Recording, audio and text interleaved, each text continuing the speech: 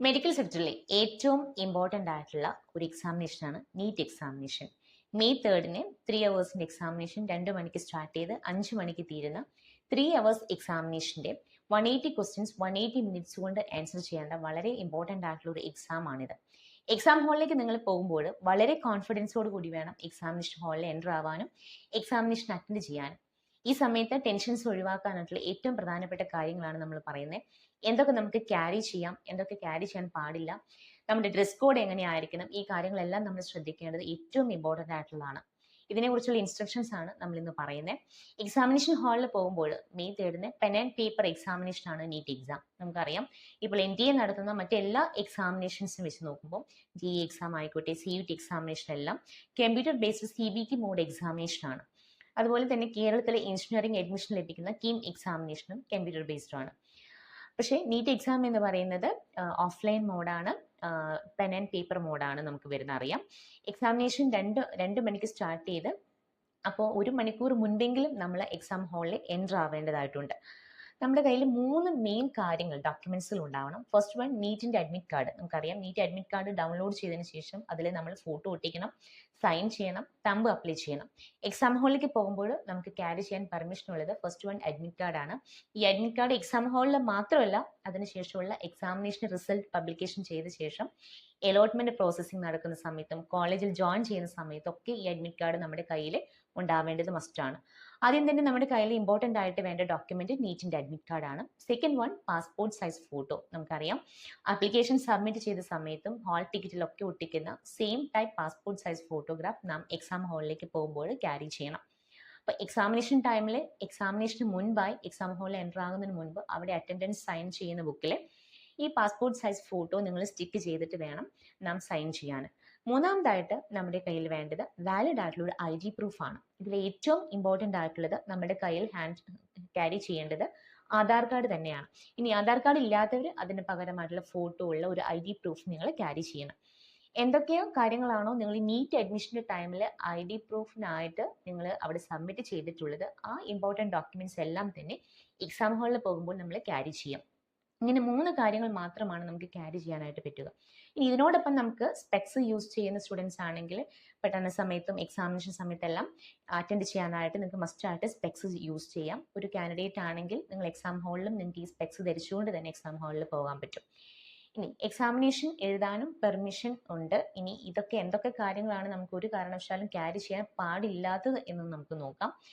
Electronic ഗാഡ്ജറ്റ്സുകളൊന്നും തന്നെ exam ഹാളിലേക്ക് allowed അല്ല. മൊബൈൽ ഫോണ്, സ്മാർട്ട് വാച്ച്, കാൽക്കുലേറ്ററുകൾ, ഇതുപോലെ ഒരു ഡിവൈസുകളും ഇലക്ട്രോണിക്സ് വാച്ച് എന്ന് മാത്രമല്ല നോർമൽ വാച്ചുകൾ പോലും നമ്മുടെ റിസ്റ്റിൽ അലൗഡഡ് അല്ല. അതുകൊണ്ട് നിങ്ങൾ മെറ്റൽ പാർട്ടുള്ള വാച്ചുകൾ, ഇലക്ട്രോണിക്സ് ഐറ്റംസ് എല്ലാം തന്നെ ഒഴിവാക്കുക. ഇതിനോടൊപ്പം study materials, notebook, papers, examination attend ചെയ്യുന്ന സമയത്ത് റഫ് വർക്ക് ചെയ്ത് നോക്കാനുള്ള പേപ്പറുകൾ, ഇതുപോലെ ഒന്നും തന്നെ എക്സാം ഹാളിലേക്ക് ക്യാരി ചെയ്യാൻ പെർമിഷൻ ഇല്ല. Stationery items, pen, pencil, geometric box ഇതുപോലുള്ള കാര്യങ്ങളും എക്സാം ഹാളിലേക്ക് നിങ്ങൾക്ക് അലൗഡഡ് അല്ല.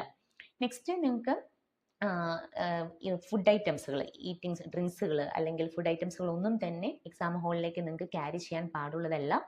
നിങ്ങൾക്ക് അലൗഡഡ് ആയിട്ടുള്ളത് ട്രാൻസ്പെറൻ്റ് ആയിട്ടുള്ള വാട്ടർ ബോട്ടിൽ നമുക്ക് വെള്ളം കുടിക്കാനായിട്ടുള്ള വെള്ളം കരുതാൻ പറ്റും.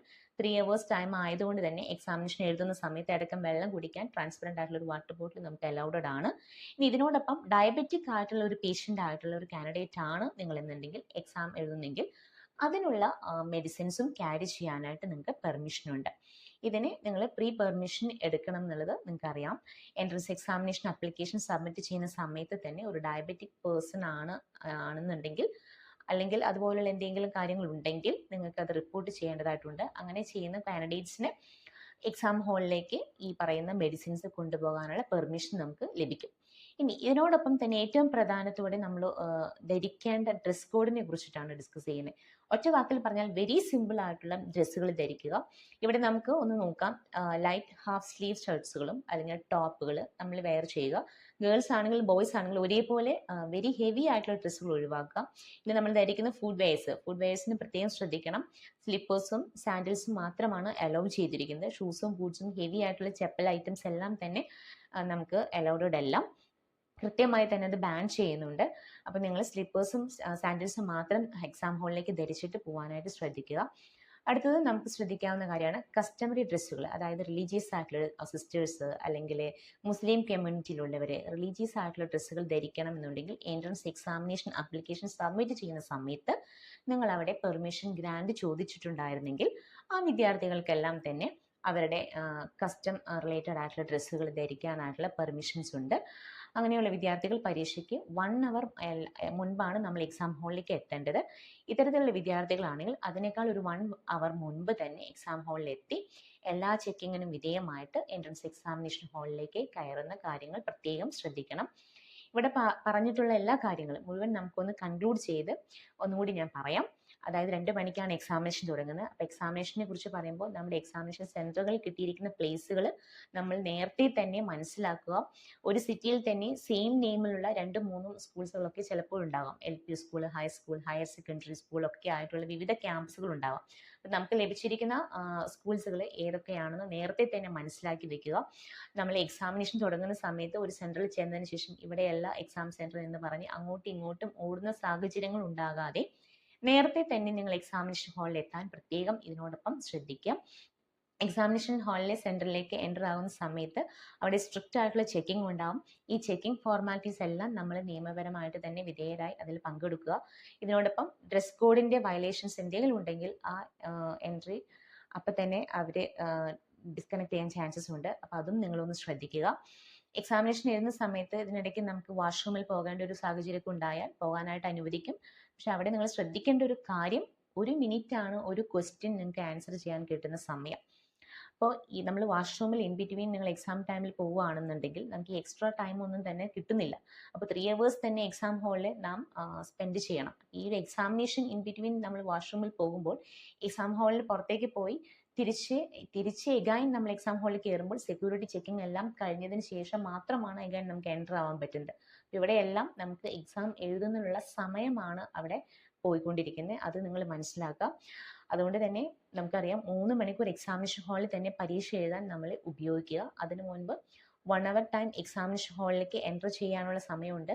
അതായത് ഒരു 4 to 5 hours എക്സാമിനേഷൻ ഹാളിലും സെൻറ്ററിലുമായിട്ട് നമ്മൾ സ്പെൻഡ് ചെയ്യേണ്ട സമയം കഴിഞ്ഞാൽ മാത്രമാണ് നമുക്ക് എക്സാമിനേഷൻ കഴിഞ്ഞ് പുറത്തു വരാനായിട്ട് പറ്റുക.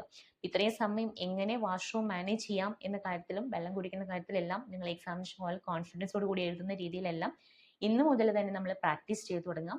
എല്ലാ ദിവസവും ഇനിയുള്ള ദിവസങ്ങളിലെല്ലാം തന്നെ എക്സാമിനേഷൻ നടക്കുന്നതിന് 2 മണി തൊട്ട് ഒരു 5 മണി വരെയുള്ള സെയിം പാറ്റേൺ എല്ലാ ദിവസവും നിങ്ങളുടെ മോഡൽ എക്സാമിനേഷൻ പേപ്പറുകൾ എഴുതുകയും ഈ ഒരു ടൈം മാനേജ്മെൻറ്റ് സിസ്റ്റം വിദ്യാർത്ഥികൾ പെർഫെക്റ്റ് ആയിട്ട് ഒന്ന് കോൺഫിഡൻസ് ആയിട്ട് നിങ്ങൾ ട്രൈ ചെയ്യുകയും ചെയ്താൽ നിങ്ങൾക്ക് ഈ പറയുന്ന നീറ്റ് എക്സാം വളരെ കോൺഫിഡൻസോട് കൂടി നിങ്ങൾക്ക് എഴുതിയെടുക്കാൻ പറ്റുന്നതാണ്. സോ ഇതിനെക്കുറിച്ച് നിങ്ങൾക്ക് എന്തെങ്കിലും കൂടുതൽ ഡീറ്റെയിൽസ് അറിയണമെന്നുണ്ടെങ്കിൽ ഇൻസൈറ്റ് 360 മെൻറ്റേഴ്സായിട്ട് കോൺടാക്ട് ചെയ്യാവുന്നതാണ്.